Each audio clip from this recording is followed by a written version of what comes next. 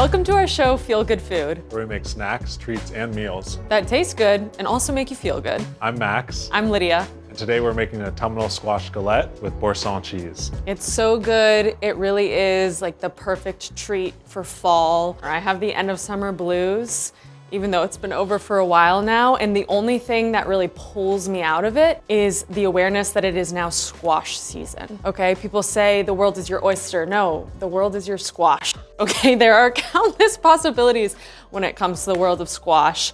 And today we're doing something really fun, which is the galette. So I'm really excited about this recipe. Let's do it. Let's go. So the first step of this recipe is caramelizing shallots. This is a beautiful, somewhat large shallot. Bulbous. It's bulbous, yeah. We're gonna slice 9 of these thinly, and then we're gonna get into caramelization, which is really the first step of this recipe, because caramelization takes a while, it requires patience. We wanna get these shallots on the stove as quick as possible. Yeah, because it takes a while, but it smells good. The whole time you're gonna be making this recipe, it's gonna smell great in your kitchen, so. That's a wonderful thing. Okay, so with the shallot, you're gonna wanna just cut it in half.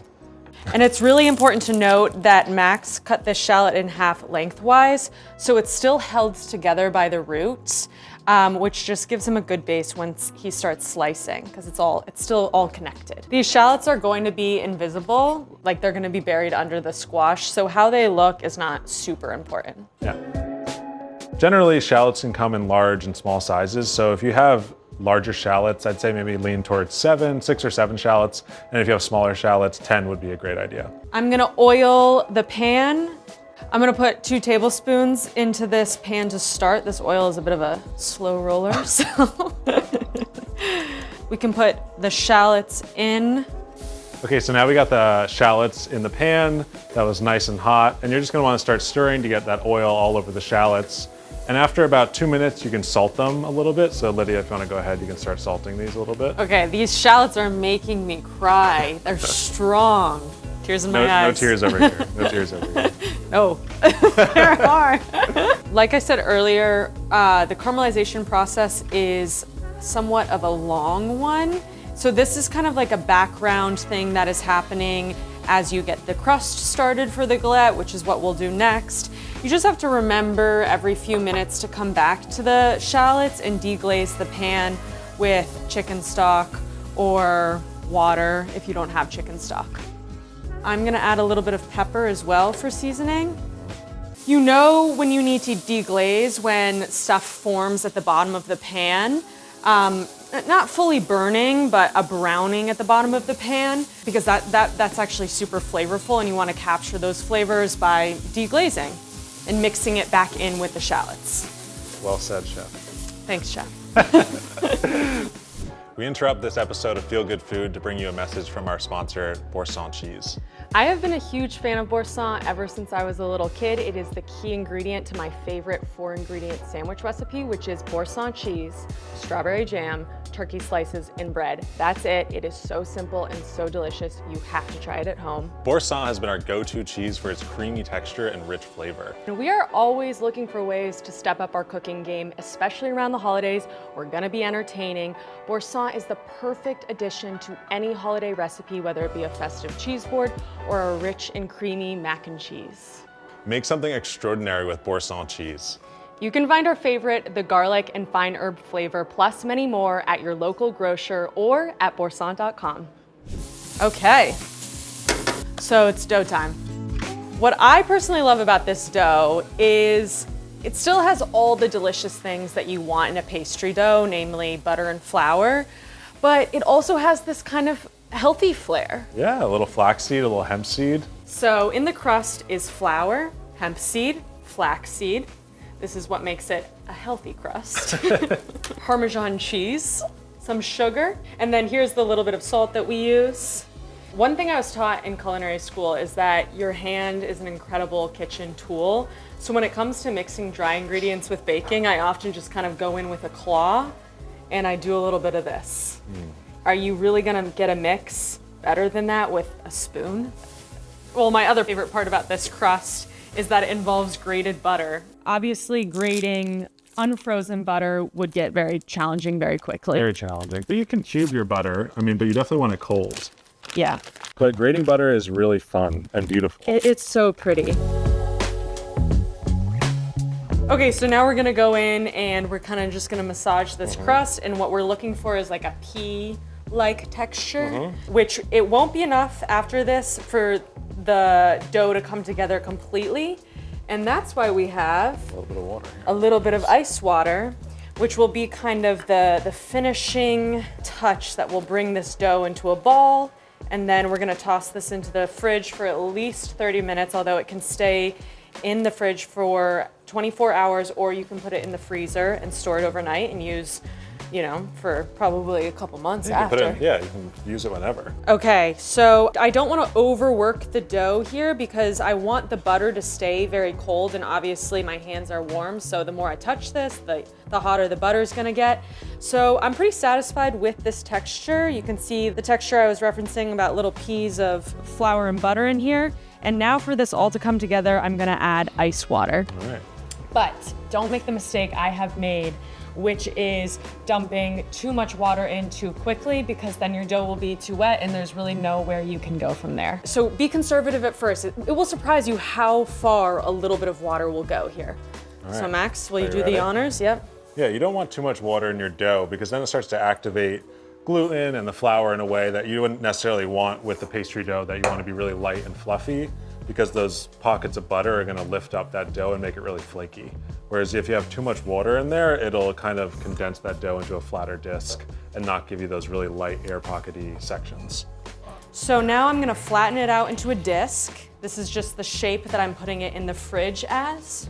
I have my saran wrap. I have my disc of dough. Again, the shape, it really can be pretty imperfect at this point because you're gonna roll that out anyway later. Wrap it up. This has to get into the fridge and chill for at least 30 minutes.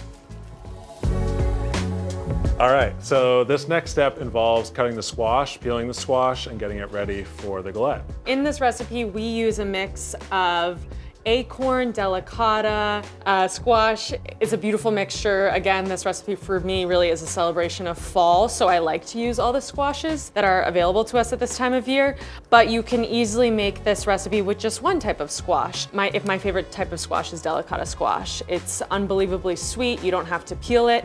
In this recipe, we don't peel it. It's the only one we don't peel. Of course, you do have to peel the butternut squash because that peel can be quite firm and unpleasant to eat. First, you're just going to cut off the top and the bottom so that you can have more of a level surface to work with later. I really think this dish is the perfect dish for a Thanksgiving gathering. I don't know, I mean, I know everyone has Thanksgiving dinner at different times. What time does your family eat Thanksgiving? I have Thanksgiving early, probably like 4. Okay, that's actually when It's my like a family lunch has dinner. it. Yeah. Yeah. It's like a dunch. It's like a weird time of day to eat because you don't want to eat too much before because you know you're about to feast. But obviously you need to eat something before 4 p.m. And it's nice when these little festive snacks are out, and this galette is perfect for that. Beautiful slices, chef. Thank you, I know, they are quite beautiful.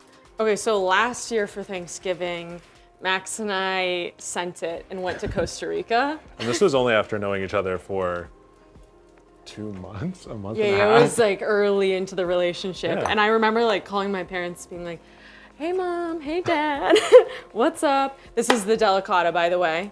So yeah, Max and I went to Costa Rica. I called my parents. I was like, I'm not gonna do Thanksgiving with the fam this year. I'm gonna go surfing in Costa Rica. My mom was like, oh, okay. Which is, for my mom, she's not happy. And this year, my family is going out to lunch. What a shame. I'm so lucky to be able to spend Thanksgiving with my family. But my mom asked me, she's like, would you rather go out or stay at home and cook? And keep in mind, look, I have a cooking show. I'm down to cook, okay? I'm down to cook the whole Thanksgiving meal. And I was like, I would rather cook. And then the next day she goes, so we're gonna go out. So let's get into seasoning this squash. We season it with some really beautiful fresh thyme. This is about 3 teaspoons of fresh thyme picked from the stem. This is about 1 rosemary sprig picked, some paprika, and this is the maple syrup. Max and I were just in Vermont. So one thing that's really nice about this flavor combination Between the smoked paprika and the maple syrup, you kind of get that sweetness and that heat and the lemon zest, the rosemary. It really kind of all comes together into this perfect, like, festive autumn flavor smash. Yeah.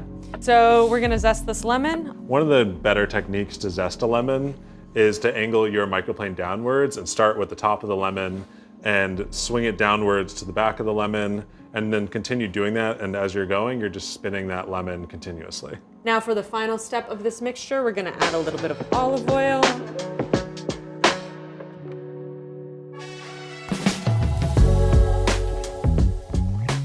The crust and dough, I'm using those terms interchangeably, but for this process, we'll need our rolling pin, and you want a little extra flour to sprinkle your surface. Our dough from the fridge. Look at this hearty, seed-packed dough.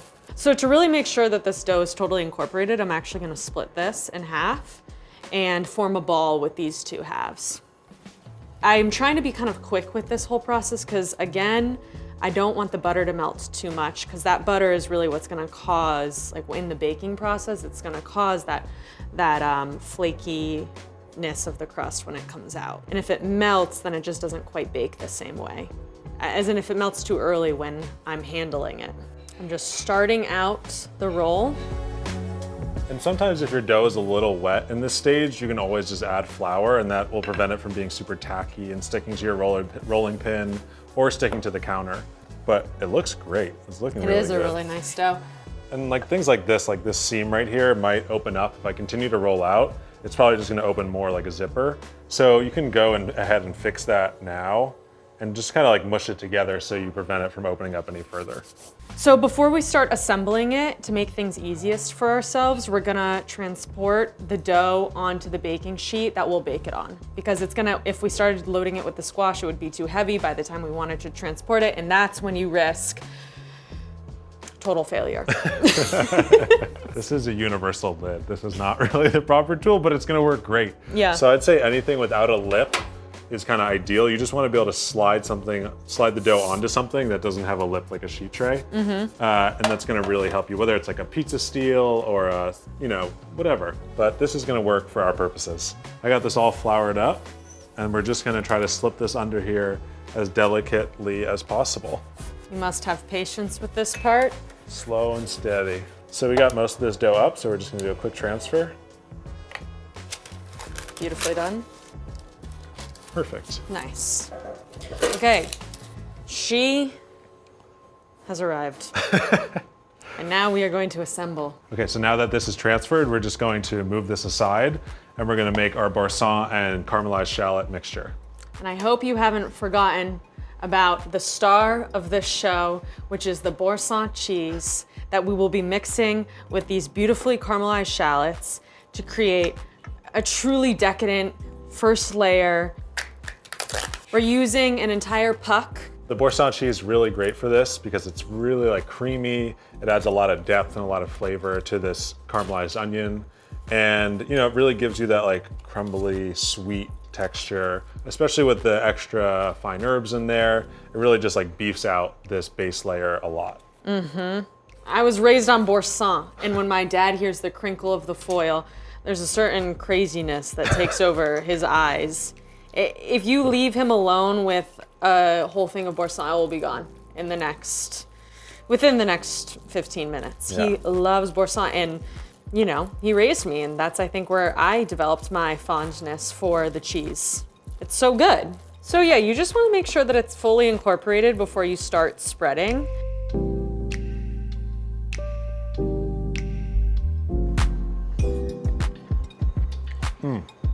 Delicious? Yeah. Yeah.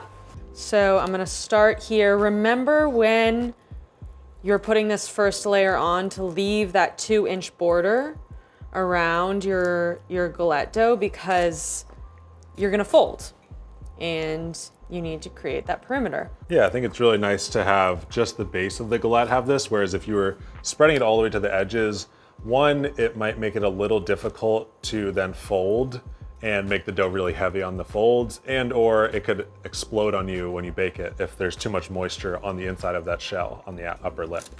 If it's too thick, it might affect the baking where you might get one side that's really crispy and one side that's a little soggy or not fully crisp on the bottom because there's so much moisture right above the dough. This is kind of one of my favorite parts, actually. If your squash did sweat a lot of liquid, I would give it a little shake, make sure that liquid falls before you put it into your galette. But you know, this is not a super artistic process. No, but you just want to assemble it similarly to the layering and the thickness. You want to make sure it's even all around. And again, you don't want to go really past that 2-inch border because you want to be able to fold the galette onto it. The folding of the galette. It does make my heart beat a bit. But it's actually like a really easy process. Very simple. And super simple. And the trick, Max, what's your trick? Just to rotate the dish as you go around. And so on this next fold here, grab a few inches. You're gonna tuck this corner in and then just fold over. And once again, really just seal that corner with your finger and push it down so that moisture really connects those two doughs. This galette looks so imperfect. There's so many little breaks in the dough and it's like a little, the edge here is a little bit bigger than the edge here. And again, that's the beauty of the galette. Like it's supposed to have this imperfection and it is such an approachable pastry. And it's still gonna look beautiful, you'll see. Yeah, and oftentimes once it bakes, it kind of flattens out a bit and can form more into a better circle or more perfect shape. Yeah. The final step before we put it in the oven is a simple egg wash. We just beat a whole egg. And this kind of just gives your galette some cuteness, some flair. Yeah, some shine, Yeah. a little. All right, so we're just gonna work our way around with this brush. And you don't want to overwash the galette because then you'll get pools of egg on here and then it'll kind of like cook, not a scrambled egg, but you'll get like remnants of egg all over the place. I remember the first time, my mom is an amazing cook, and growing up, she had all the gadgets and utensils in our kitchen, and I feel like so much of growing up was asking my mom, like, what does this do? What does this do? And I remember when I was really little and I first saw a brush in her cooking utensils drawer, I was like, why do you have a paintbrush in your cooking utensils drawer? And it just was so strange to me that you would ever need a brush for cooking. But lo and behold, here I am. Well, I'm actually not brushing my galette, but I've done it. Just trust me. All right, and there we go. Yeah. So we're gonna bake this for about 40 to 60 minutes, depending. Sometimes your oven runs hot, sometimes it runs cool, at 400 degrees. Yeah, put her in.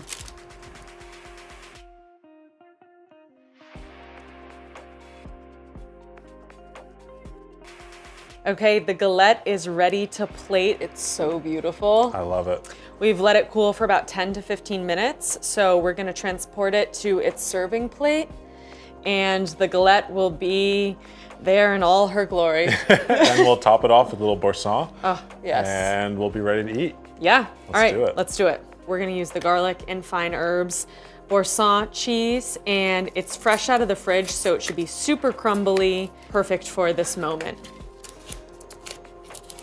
Oh, perfect. Yeah, that is beautiful. I feel like if you bring this to a Thanksgiving, a Friendsgiving, whatever it may be, you're gonna be a crowd pleaser, or the galette will be. Okay, I think that's a sufficient amount of crumble. Yeah, that looks great. I mean, with Boursin, it's kind of like the more the better, but you want to still be able to see the beautiful squash. Yeah. I think we should do a little drizzle of olive oil and then a little black pepper. Yeah, chef.